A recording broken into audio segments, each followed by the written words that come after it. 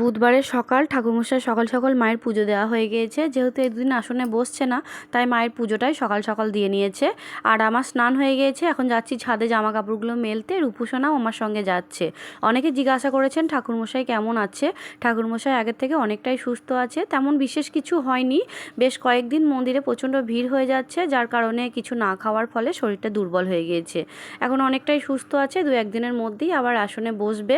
আর অনেকে বলেছেন দিদিভাই ঠাকুরমশাইকে বলবেন 50টা করে টোকেন দিতে আর 50 জন করেই ভক্ত দেখতে।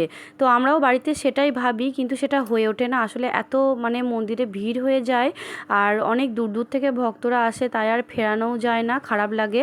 চা শরবতটা খাওয়া যায়, কিন্তু ঠাকুরমশাই চাটা খেলেও শরবতটা খুব একটা খেতে যায় না।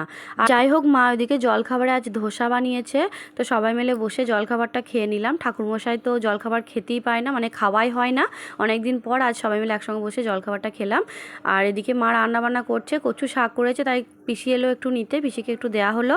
আর আমি এদিকে কুমড়ো শাকগুলো মাকে বনিয়ে দিচ্ছি, আজকে হবে না কালকের জন্য। আগের ভিডিওতে কমেন্ট করেছে সৌম্য চক্রবর্তী, সবিতা মণ্ডল এবং অতসী সাহা, তোমার প্রত্যেকটা ভিডিও খুব ভালো লাগে, আমাদের নামটা নিও। এত সুন্দর কমেন্ট করার জন্য তোমাদের অনেক অনেক ধন্যবাদ ও অনেক অনেক ভালোবাসা।